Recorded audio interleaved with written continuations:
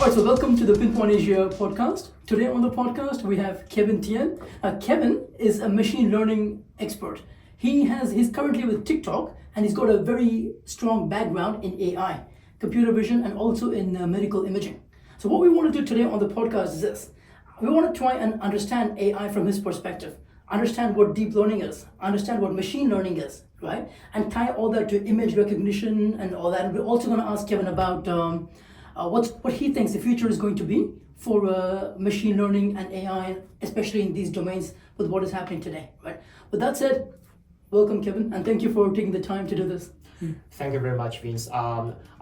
It's really my honor to be here to share several of my journey with AI, with machine learning, and my career path.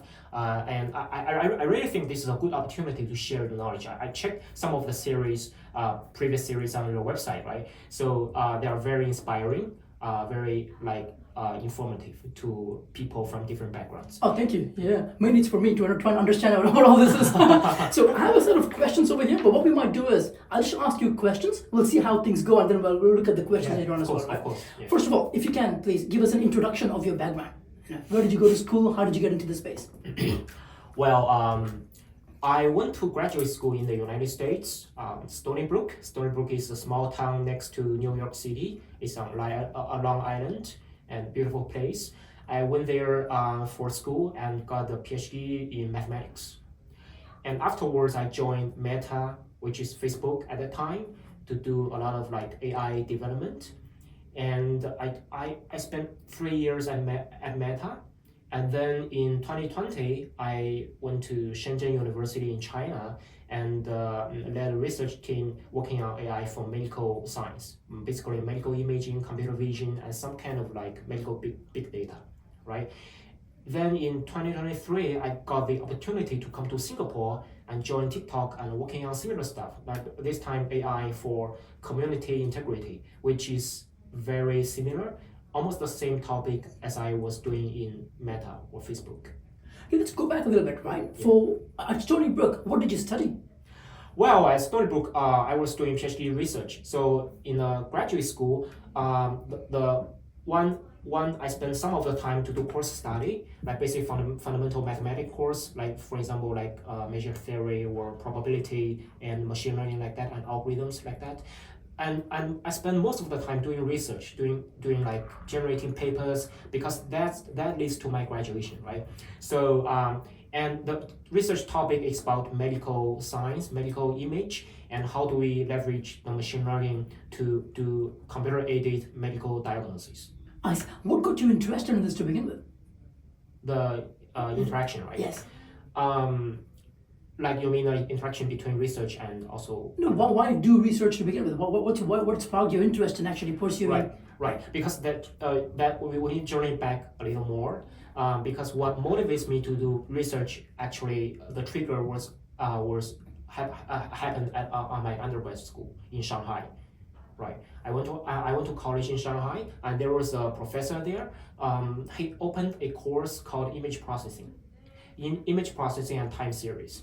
And in that course, I find myself really fascinated by the fact that computer can make predictions.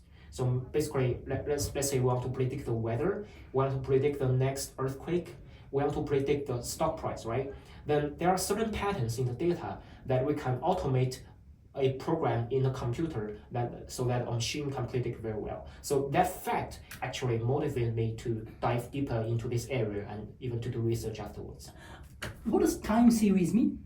Time series basically is a generic term for data that organized in temporal pattern, in times. For example, the weather is a time series, right? The temperature is a time series, and the exchange rate and stock market, each day they have a different price. That's also time series data. I see. And image processing essentially is like what they put on the robots to recognize the virtual driving, self-driving and all that, yeah? Yeah. Image processing is all about how to process the digital image taken from different devices. That it might include natural images taken from camera or phone, or include some medical images like CT, MRI. I see. Wow. So you were studying weather patterns? initially, or? No. I've been through some competitions, like mathematical modeling competitions when I was in college. And during that competitions, I find that okay, programming is cool and machine learning is cool, and we can leverage these tools to win the prize, win the money from competition. And most importantly, it gives me some kind of the feeling that I can leverage this power to do more meaningful things. I see. So after you go to Stony Brook, right? Tell us about how what led you to join Meta after that. Well, actually, I didn't think of joining Meta. It's just a coincidence. So I applied many other companies like Google, Microsoft. I didn't went pretty well because there was not a opening that aligned with my research direction. However, there was one day that Meta HR at Meta reached out to me, and he told me that, oh, Kevin, your research looks interesting. Can we talk about it? Then we take some minutes to talk about it. That got me into Meta. What part of the research were they interested in Meta? They interested in two parts of my research. One part is the medical image recognition. That's the first part, which I use computer vision models and CNNs or neural networks to do like image processing and prediction. And also the other part is not about my research, it's about computations. There's a platform called Kaggle. Kaggle is a platform holding many data science and AI computations. My friend and I joined the competition a lot of times, and we won some medals sometimes. Then that caught the attention of the HR. You got a donut for us, right? So neural network. Can you describe what exactly that is? Well, speaking of neural network, I want to describe this way. Like let's say the human brain is a composition, like a combination of different neurons, right? The different neurons they interact with each other in a very specific way, or even in an unknown way in our brain. That's why we are able to recognize, let's say, simple structures like cat or dog, even when we were a baby, right? Then when people are very young, they are able to recognize simple words, sentences, and different kind of images. Like, can we put this power into a computer, right? So there is one stream of one line of research or one line of methodology that want to mimic the structure of human brain, like create neurons and create some links among them, connections between them. Like, but however, in reality, the chips, the logic of computation is very different than us, right? With human brain, we have physical reactions, we have chemical reactions. That's how the brain works. But computer works in a different way. We have to somehow formulate in a mathematical way that follows the procedure of an algorithm. So there are neurons. Each neuron represents some kind of like let's say entity, or let's say you can call it an entity or feature or node. And the connections between neurons marks the computational flow, like whether it's addition, multiplication, and how do we like transform from one neuron to next neuron. The information flows. I see. So by that example, right? So you look at a computer looks at a dog, right? Right. It recognizes that it's a dog because individually it looks at each pixel and looks at the shape, or no, I never individually look at each pixel. Yeah. Like, think of this way, right? Let's say we take photo of us. Yeah. Someone take photo of us. Do you know the resolution of the photo? Back in the day it was like 640, 480. Now it's 1,200, whatever. Yeah. Yeah. So the number of pixels would be millions or billions. I see. Yeah. Like if computer look at number of pixels, right? Let's say a dog, right? We take picture of a dog. Dog sitting on the ground, right? So there are numerous different kind of grounds, different kinds of colors of the dog, different shapes of the dog. But it all leads to one thing. We say dog, right? Then there are millions or billions of pixels. How does computer know like this is a dog, this is not a cat? That's why computer never look at picture in this way. Instead, it look at in a more abstract way. So it look at kind of image patch by patch, and each patch is kind of passed through some aggregation, computation into one representative value. And then it somehow internally downsize the image into a fixed size number of features, let's say 256 number of values. Then generating from this condensed feature vector, computer can know, okay, there is kind of a embedded space that this vector sits next to dog, that vector sits next to cat. Well, it sounds similar to what ChatGPT does with text. Yeah. Is it accurate? Yeah, that's accurate. Internally, it works. It's very fundamental called embedding. So, a text, right? Text is a text, a sentence. Like a sentence is a composition of different words, right? A sequence of words. There are how many words in the world? How many words in natural languages? Millions, right? Not even millions. We're like several hundreds of thousands of words for natural language in English. Then that's a long vector. There's a very sparse and very gigantic space. And if computer look at this way, it will crash. Or even if it doesn't crash, it will generate nothing, right? Then a vector space comes in.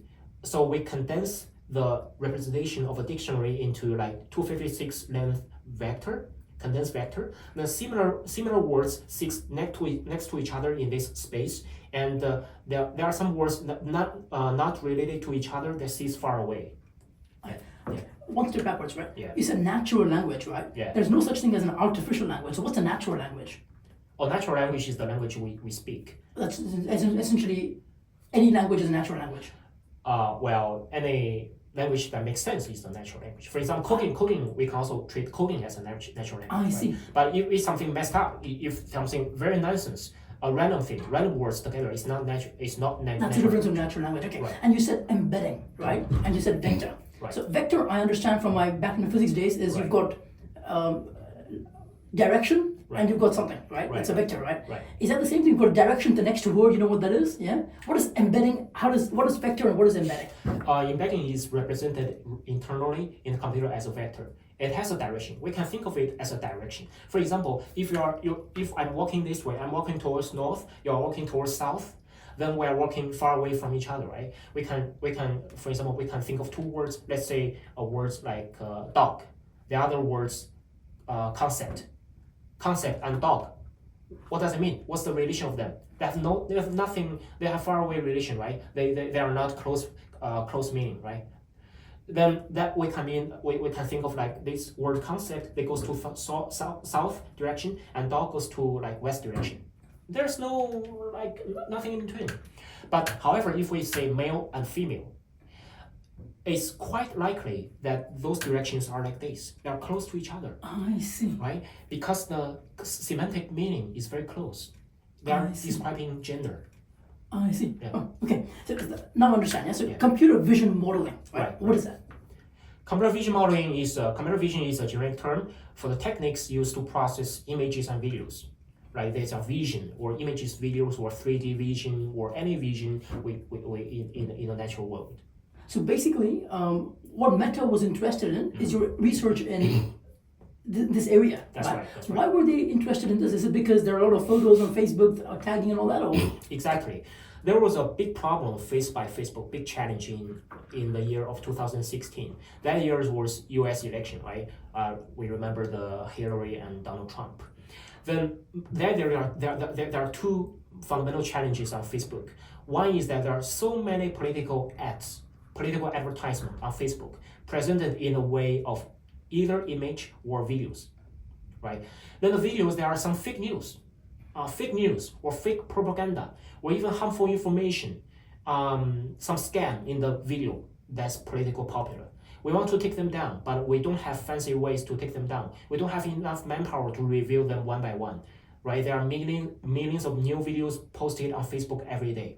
We want to leverage machine learning, leverage algorithm to do that automatically. I see. Okay, now I've got to come to the meat of today, right? So machine learning. So what does that mean exactly? Well, it means by actually we can interpret the meaning by the words machine learning, right? What's machine? Like machine is computer, we can understand computer algorithms or software, hardware. Learning is a process of gaining new knowledge or new experience. And for human, right? After we get new knowledge and new experience, the next thing we want to do is we can predict the things unseen, right? For example, we learn natural language, we learn from school, and the next thing we talk to each other, we talk to each other with a sentence and words that not necessarily appear in the textbook.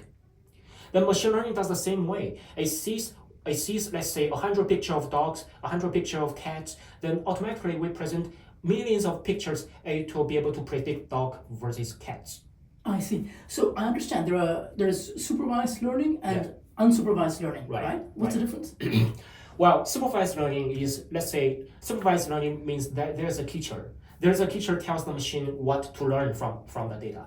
The teacher is a label. For example, dog and cats. The dog and cats are the label, right? That's supervised learning. If the labels are present, that's supervised. Unsupervised is there's no teacher. There is even no purpose. There are just a bunch of data. Then what to learn? You might ask what to learn. There's no task, no purpose, what to learn. Unsupervised learning generally learns the patterns inherent hidden in the data. For example, clustering, right? Clustering, we might want to cluster similar images together. And those different clusters, we can view them at different categories of images. Yeah, let's have a practical example, right? Let's go back to the dog example. Yeah? Right. So I understand we need a neural network. That's how the brain operates to recognize a dog is a dog, right? So in the process of teaching the machine this, if we want to use machine learning to teach the computer that a dog is a dog, right? First, we give it plenty of photos of dogs, right? And there is some guy who says, look, this is a dog, that's a dog, that's a dog, with supervised learning. Yeah. Correct? Yeah. And unsupervised is when it looks at all these different images and recognizes like this particular image is like similar to that particular image, right? And this one, my teacher said that this one was a dog. This one also has to be a dog? Is that how it learns? No, it doesn't have to. No. It might be some other animals looks like dogs, some wolves, for example. Yeah. So what's the purpose of clustering then?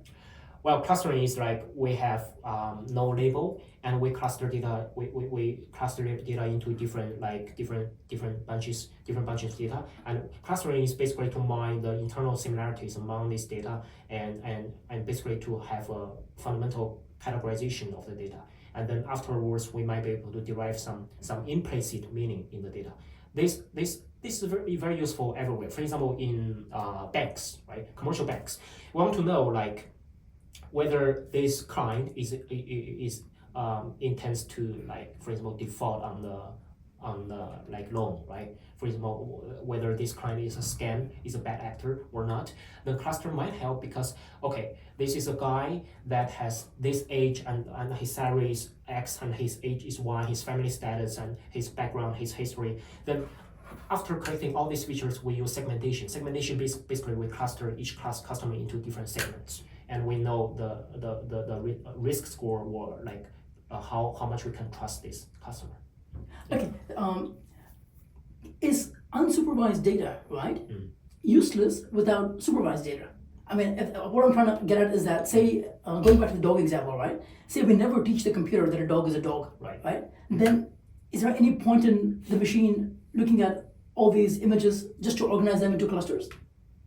Yeah, there are. It's actually very meaningful because in some cases there's no way to generate labels. Let me give you another example. When I'm doing medical science research, then there was one case that we want to identify the seriousness of kidney disease, right? But there's no label. There's no public available labels for that. All we know is there's electric health records data and how the patient performs in ICU, in the hospital, when they were in the hospital, and what each kind of like characteristic of the body looks like. And after clustering, in that research, we found out that, okay, this clustering gives us some meaning because we have 3 clusters of the patients, and we found out that, okay, there are common patterns in their blood pressure, in other examination tests. There are common patterns of that. And after we find out from each cluster the distinctions between different clusters, we can summarize the patterns in a way that can be understood by doctors. In that research, even we don't know how to summarize each cohort of the patient. The doctor then might get some inspiration from this research that, okay, we might give a new label to this kind of patient, and we might have customized treatment or diagnosis strategies. I see. That's how the computer learns automatically, right? Yeah. Okay, so your project in Meta, Facebook, yeah. So essentially, it was to look at all these videos, analyze them, and then decide what to take down. What is fake, what is not fake, or we decide whether the video contains harmful content. I see. Whenever it is, we take the video down. Yeah. So I guess there was a team of researchers who said, this is like harmful. It was supervised learning, or it's supervised at the beginning because initially we don't have policy. We don't know which kind of video we want to label as harmful, right? For example, whether the video have pornographic content, violent language, curse language, and also political content. And how do we view? There are some normal videos that also have political content. For example, there are someone that want to vote for Hillary, want to vote for Donald Trump, and speak something about them. So it's totally normal, right? What's not normal is a scam inside the video. We want some labelers to label them at first. That's our very precious initial set of label data, and we use label data to train some machine learning models at the beginning. Then we can leverage this initial version of the model to make predictions on other unlabeled video. I see. Yeah. Well, so just to go one level down technically, right? Right. How do you do this? Like, is this all Python, or how do you? What kind of tools should one use to make the machine learn? Yeah. Python is one programming language that's very powerful and very convenient to use in machine learning development, right? For the video, originally we want a fast model, very fast model. So what we do is we want to like separate as an urgent task. Aside from pornography, aside from violence, we want to separate political videos from the beginning. So political video, we want very fast. Fast means we want the model to be running fast, right? And we want the model to save a lot of resources. I don't have to take a lot of computers to make the compilation. So that's why the first model is actually a language model, a model of natural language. Video has transcription. So when we're talking, we transcribe our audio, our speech into text. Then in the text, we build a text model and just to categorize the video into political and non-political. It's a very simple model, but it runs fast. Yeah. Tell me about the complexity of what this might involve, right? So I mean, what do you need, like super fast hardware for this? Do you need a big team doing this, or? Well, we don't have a big team at the beginning. We didn't have a big team. We have a team of 8 members, and some members are doing operations and some are doing like data analysis. And then I remember there are 3 of us doing video modeling. Oh, I see. Well, okay, so at this point, let me ask you this, right? So we also talk about, when you say machine learning, there's also deep learning, right? What's the difference between machine learning and deep learning? Well, the word deep learning emerges in around the year of like 2010 or 2012 when I was in college. I haven't heard of the word deep learning back then. Back then, machine learning is a very popular word, right? Everybody knows. So why is deep learning deep? So that makes me thinking, why is deep learning deep? And what's really deep about it? So originally, it has a very specific meaning. That means many layers of neural networks. When neural nets, layer 1, layer 2, layer 3, that's a shallow learning, right? We have 100 layers, we have tens, like more than 10 layers, more than 50 layers. That's called a deep neural networks. So deep learning might come from that concept, deep neural networks. That's a very specific term. See, when does something become deep? When is something shallow? For example, to recognize a dog, right? Is that deep or shallow? We can do both, right? We can do 2-layer neural network that can recognize a dog. That's no problem, right? 2-layer, we have an input layer, we have a middle layer, we have an output layer. There's one hidden layer in a neural network. It can recognize a dog, regardless whether how the accuracy looks like, right? It might be not accurate enough, but it's also useful. Then about which time the deep learning becomes really deep. So the problems of deep learning is that if we make things very deep, right, that means we are increasing the number of parameters in the machine. If we increase the number of parameters, but at the same time we don't have enough data, we'll be running into overfitting. I see. Overfitting means that we overfit on this bunch of data and we're not able to make correct predictions on any unseen stuff. I see. Could you give us an example of where deep learning could be useful? Well, that's what I'm going to talk about. A turning point is a paper published by who's the name? He Kaiming from Hong Kong, from China, now working at MIT. He Kaiming. Then his paper talking about residual network. So originally the deep network is like, I'm at this layer, I'm connecting to my previous layer, I'm connecting to my next layer. Right? That's a natural connection. But what Kaiming proposes is a residual network that they can skip the connection. We can, at layer 3, right? We skip layer 4 and connect to layer 5. That's a shortcut. So you skip one network? Yeah. Not just necessarily one. We can keep several network, several layers in between, and directly connect to the layer like in very deep layer. So that trick is a shortcut. That shortcut solves the problem in the training in a very smart way. Then afterwards, the networks can literally go very, very deep without hurting the capability of the network. Sounds super complicated. So, is this why DeepSeek was able to do things at a fraction of the cost? Well, that paper yeah. got so many citations. That's one of the top cited paper in recent years. That fundamental paper. At that time, there was no LLM, there was no language model, there was no like complicated concept like that. There's even no transformer. But this residual network applies to everything. Applies to convolutional network, recurrent networks, and also transformer today. So that's a fundamental revolutionary innovation.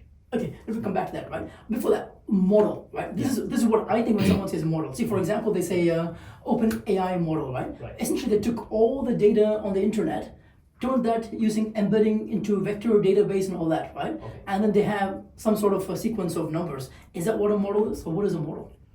A model is you can think of a model is a set of parameters. That's a fixed set of parameters, right? We can now download DeepSeek, download OpenAI's open source models. That model, when you really look at the GitHub repo, it's a set of numbers, parameters that we can download. When we download them, suppose we have a large enough computer, right? We can use the model. How to use them? We use the model and take any input. Take the input in the paper. Take a picture of the paper, or take any natural language as input in the model. Then the model automatically process this input sequence with the set of parameters and then generate outputs. Tell me what a parameter is then. A parameter is a values. Like, why do we have parameters? Why do we have parameter? Right? Like a parameter is represents the knowledge we learned inside the model. We want to fix the knowledge in the model. For example, like cats or dogs, right? Let's go back to cats or dogs. Like how to process the image. There are tons of images, different types of images. However, there are certain kind of parameters that we can multiply this value into this pixel and that value into that pixel, and then do the combination with a weighted combination with some over them, and then generate the result. That's the numbers. What I'm talking about is a fixed parameters. See, in the dog model, right? Right. Would the parameter be like one for the ear, one for the nose, or? No. The parameter is like the parameter. So for that model is a convolutional neural network. The parameter is like, let's say 9 times 9 cube, then a square of 9.981 parameters in a way that organized as a window, as a two-dimensional window that's sliding across the image. So one side of the model is a parameter, the other is architecture, right? So parameter is a set of values, it's a set of numbers. Let's say 1 million numbers, values. But how do we organize this parameter is we call architecture. I see. Right? We organize the parameter into matrices, into a sequence or into a matrix, and which number sits next to which number. So that organization and that flow of computation is how we call model architecture. I see. So if I were to dumb it down a bit further, right? So say if I want to find a cat on the screen, right? And I have this small cube thing, it's like a parameter, and it goes across. Yes. And that's the architecture, something like that, yeah? Yeah, it goes across. Yeah. And do the computation of each whenever it overlaps whenever space it locates in, and then it does the weighted sum and generate a number. And then there's another parameter goes the same way of the feature map generated in the same step and generate the second layer of feature map. There's several steps like that, and there are other combinations, and then generate the label 1 or 0, or cat, dog or not. So in order to do this, you need millions and millions of computations per second, or? The current modern computers are very powerful. Back then we don't even need GPUs. We can use like a laptop. We can do this.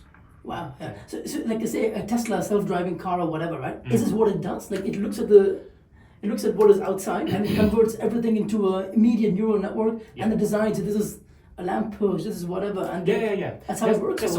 For self-driving, it's a very fundamental step that we call vision recognition.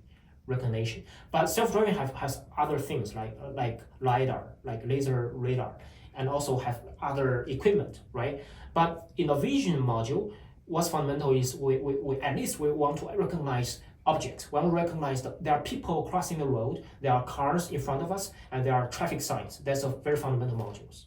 Got it. Is all this information stored in a vector database? Well, depending on how we are going to use it. For example, in currently in many softwares for the cars, it supports interaction, human interaction. If we talk to the car, please open the door, then the car opens the door, right? So in that case, there might be some vector database like to search it's like search engine, right? It's like search engine. Please find me the music. It's like search engine. It's like search the semantic meaning of my words, like compare with the most similar content in the database. Yeah. I see. That's when you use a vector database, right? If you want to do what's going to appear next, Yeah. Like vector database performs very very well in comparing the similarity between different entities. I see. So this particular model you're referring to, right? Right. Like say once now you have a model, right? Right. How is that stored? Like what is it? Is it stored on a file or? It's stored in very fundamentally it's stored as a file. It's stored as a file where we can retrieve the numbers, where we can leverage the parameter values and make the computation. Yeah, and some models even store in chips. They build the model inside the chips, so they don't even need software. I see. Yeah. Well, and you know how when OpenAI ChatGPT came out, there was this news that they spent $1 billion US trying to train the model or whatever, right? Right. That means they actually spent. There were a lot of people, who were being paid just to click on this is it, that is it, or where did the $1 billion actually go when it comes to training these models? Well, I don't have their budget report, but if I want to do this thing on my own or do this thing from scratch, I would imagine there are tons of resources spent on collecting the data set, right? So OpenAI sees almost everything on the internet, on the public data set. They see books, they see the transcriptions, the scripts, the conversations, many different conversations. They see good data, they see bad data, and they see some textbooks, right? Also the videos from YouTube. They see everything. But how do we organize the data in the same way that makes the model training easier? Takes a lot of expert knowledge. That we need resources on that. And when training a model, they need tons of many GPUs, train in parallel, so the model can learn effectively. I see. The size of such a model is 6-7 GB of the data, or is it longer? The number of parameters is 600 billion. Wow. Yeah. So that's a lot of parameters. The size of model is pretty big, and we're not able to download them, deploy on the phone. That's too much. Yeah. I see. Okay, so I don't understand that about Meta, right? So what happened to you after Meta then? I mean, why did you leave Meta, and what did you do after that then? Yeah, there are several things happened in the year of 2020. There was COVID-19, and my family got sick at China. Then, and also at the same time, I found out a opportunity to drive some AI programs in a different area, in more like research. So I need to take care of my family. I go to China, and then I found out the fact was that I was not able to return to Meta and at the same time take care of my family because Meta is in the US, right? I need to go to China. Then go to China, how do I pursue my career in AI as well as taking care of my family? Then I really found out an opportunity at Shenzhen University where I can use AI, and the area was also you leverage AI to do meaningful applications. That time also involves computer vision and medical science. I see. Now, I want to ask you about AGI as well. There's artificial intelligence and artificial general intelligence, right? What's the difference? Well, AGI, the purpose of AGI is like I want to incorporate every task into one single model or one single machine or one capability. They want to, so let's say one AI. Let's say now I have an AI to do translation. translate English into Chinese and Chinese into English. We call it a translator. It's an AI that serves a very specific purpose, right? I have another AI that recognize faces inside different videos and pictures. They also serve a specific purpose. Like the cameras on the street, they do this thing. But AGI, we only need one model, one centralized model, like the fundamental model. But this model can serve simultaneously or can use very lightweighted techniques to serve different purposes at the same time. I see. Yeah, it's like general intelligence, like human, like expert. I see. Now, this is what my understanding is, right? So when you give it a data set, it predicts what's going to happen next. Right? But it's not intelligent as such. Or does the intelligence come because it has the data to be able to predict? There's a debate. It's very different people have different opinions. Like there are computer scientists, very famous computer science. They told us that they say that this large language model, by predicting the next token, the next sentence, next words from previous sentences, is not AI is not intelligence. It's not true intelligence. But many practitioners, many people, engineers, and I myself observe that the powerfulness is very powerful for the LLMs. How they perform is very powerful. I leverage like ChatGPT every day for my daily work. Sometimes I feel like there's a human talking to me. There's a feeling that, but there's a debate. I'm not in a position to make a conclusion at the moment. Yeah. You know, I was thinking, right? So perhaps if we look at human beings, perhaps we're not intelligent as we think we are. Maybe what we are doing is to predict what's going to happen next based on the data we've been provided. You know, so that's a very good question, very good point. There was a saying that there was a assumption that human being is a neural network. Human being is a statistics machine, right? So we don't have intelligence. We just memorize everything. We have very powerful memorization capability. We memorize everything, so we talk like we have intelligence. Yeah. Just let me ask you about opportunities in this space. Yeah, I mean it's still relatively new, this AI thing, right? I mean everyone's talking about it, but if one were to find economic opportunities, right, in this space, where do you think they are? Well, I myself was actually troubled by this question every day. Because even though I'm working on this area, I'm motivated to dive deeper in this area, right?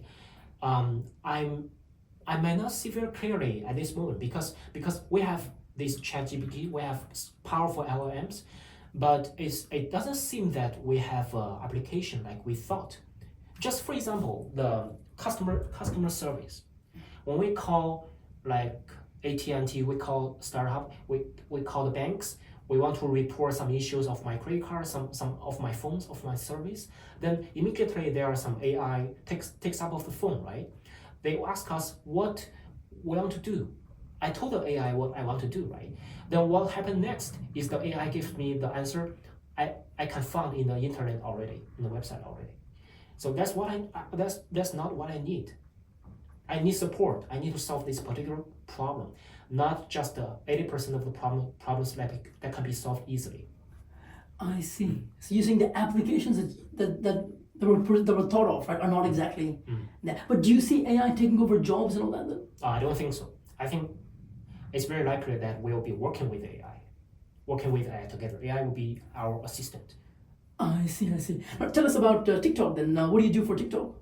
Yeah, what I'm doing for TikTok actually follows very naturally after what I did for Meta and also at Shenzhen University. I'm currently, my project is protecting the community integrity by leveraging AI. Like I take down the harmful content, I take down the harmful actors at TikTok platform. So to prevent them from like harming our TikTok platform and other user experience. I see. This involves writing some sort of a program to automatically detect harmful content and then classifying it as such and then removing it. Yes, that's right. And it does it the same way as what you did back in Meta, or? Well, when I was back in Meta, many things are new. for that time, for my team, even PyTorch is a deep learning platform, deep learning open source deep learning platform. Even PyTorch is new. People use different ways to deploy model. Then back then, our team was the first team among partner teams that first to leverage PyTorch to deploy this model in an efficient way. Many things changed. At that time, we have transformers. I developed transformers for video understanding at the time, but there was no large language models. OpenAI was not very popular at the time. But now things are totally different. Almost everyone was talking about large language models, and what we do now is we leverage this tool, different type of tools to do things in a faster and more efficient way. I see. Can you tell us what is transformers? Yeah, transformer. We think of it as a model architecture, like it's kind of a model that processes sequential data very effectively. Previously, when we process sequential data, there is recurrent neural network. Recurrent neural network is like we take one words and next words and next words. It's a sequence. We process the sequence and predict the next. That's the recurrent network is formulated as a way that in theory it can memorize infinitely long sequence. So we can go to sequence to the first word to the 1 million word in the 1 million position. Then recurrent neural network can process the entire way down through, right? But it's not able to in practice. Yeah. The sequential data mean like just the natural language? Is that what it means? So yeah, sequential data. Time series is a sequential data. Natural language is a sequential data. And what's not a sequential data? What's not sequential data is like images, yeah. Images nowadays, even there are some people like to view images as sequential data. They kind of like artificially cut image into patches, like the first patch and second patch. Like we can view this way, but there are people who doesn't view this way. Yeah. What's an example of a non-sequential? Well, non-sequential for me, I say graph data, like. Social networks like you and me are friends. You and other people like Jack and Michael, they are friends. There are these connections. We don't have to be ordering, right? I see. Now, tell me this. So I mean, AI sounds all cool, with all models and everything else, right? Right. Is it possible for it to predict the stock market and see what's going to go up, or can it be more accurate? And can someone build an AI agent to actually go make the money? Well, there are many efforts in this area. I've been reading posts like there are large language model for quantitative research for stock market, exchange rate. Many efforts are doing that. They perform very well. Some perform very well in back testing, for example, perform very well in historical data, right? But the problem is, can we rely on them for investment suggestions? Are we able to do that? No. The answer is no. Because past performance does not equal future performance, sort of thing. Yeah. On some data set, yes, the past performance and can guarantee the future performance. But on stock market, it's not just about economic. It's about people. So it's very complicated. I see. Because I was thinking, like, for example, after the whole trade war thing, right? Right. I mean, any model could have. I mean, I don't know, a model could have told us that the prices are going to crash in the Hong Kong Hang Seng just because US went down or whatever, right? And the probability is over 90%. So a short seller can immediately short sell something, I was thinking about whether there's a use case, in that arena or something like that, something like this. Yeah. Well, I'm thinking about it, but I'm not confident enough to give you a conclusion right now because that's very complicated. And we need to process different types of data. For example, right? But it's not just stock price. Stock price is one thing. It's time series. It's simple. It's mathematically beautiful. It's one thing. But there are news, there are politics, and there are some information hidden in a very small brand newspaper. Turned out to be super important at that day, right? How does the model knew that from the beginning? Yeah. Can you tell us the tools? So you have PyTorch, right? Right. And you've got, say, TensorFlow, right? Yeah. I mean, is my understanding correct? So PyTorch essentially helps create a model. Is that what it does, or both does almost the same thing? Yeah. There's different tools, same job. Yeah. Yeah. And also, in your opinion, right? So I mean, ChatGPT, of course, is very good. People use it, right? Where did Google go wrong? Like, for example, Google came up with this first with TensorFlow, right? But then now you find that Gemini and all that, it's not as commonly used as ChatGPT, right? So what mistake might they have made? I actually I don't think Gemini is a totally failure. If we check the latest post, Gemini performs pretty well today. So I think there are, for big companies like Google or like Tencent in China, or like many big companies, they I don't think they make huge mistakes. Only that the small companies were those companies that overlooked by us from the beginning, they do something in the very right way. So that's normal for big companies. Right? None of the big companies come up with ChatGPT before ChatGPT. Yeah. I've got another question. So they say, the performance of DeepSeek is very good or whatever, right? How does one measure performance? Is it anecdotal? I've used ChatGPT, it gives me great answers, so I like it sort of thing. Or how do you measure a model's performance? There are different like quantitative measures, like numerical measures to measure the performance. For example, for mathematics, right, there are a set of mathematic competition questions, a list of questions that they ask AI to choose the right answer or to answer in the same way. So that's for mathematics. For natural language, there are some kind of scores, perplexity scores, and also for translation, there are other scores to measure the accuracy. So they are all standard nowadays. Oh, I see. Yeah. So where do you see all this going in the next 2-3 years? What do you think will happen? Well, whenever I think about this question, it get me nervous because I'm worried that I'll be out of the game. Yeah. But do you think it's going to evolve even more, like much bigger models that take over a lot of our daily tasks? Or for daily tasks, yes, I agree. So, for example, like file processing, or people handling Excel, handling PDF, and people generate documents in a very standard way. I think AI has no problem of taking over that kind of job.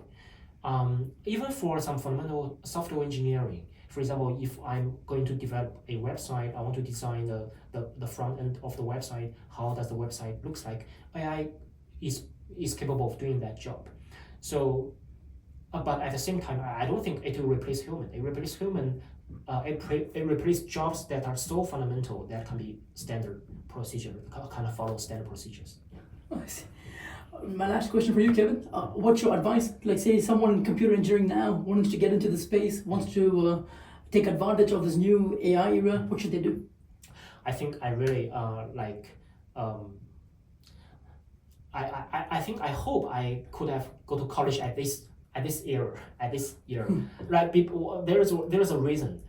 Because the students here at college, at high school, they are so fortunate because there are tons of open source resources, right? When my friend and I was doing some competitions, some startup ideas in 2013, we have no like mature framework like that. We wrote neural network from scratch in C++. We built our own framework that performs okay, but not performs perfect. But now we have PyTorch, we have TensorFlow, we have LLM open source everywhere on GitHub, so people can start things quickly and fast, and they can build impact very immediately. I wonder what kind of apps we'll see in the future, right? That I already find even ChatGPT, I kind of, from our conversation, which is very enriching, by the way, I kind of understand how it works, but sometimes I use it, it still feels like magic. It's exactly. It's amazing how it just whatever I could do with two people, now it takes like one person to do it, and the quality is better. Yeah. Well, Kevin, hey, thank you so much. Yeah. Thank you. I loved it. I learned a lot. We'll have to have you come back, right? When we go deeper into something. I would love to learn actually how to build a model. Like how to use PyTorch and do something. That'd be great to know. Yeah. Thank you. Thank you.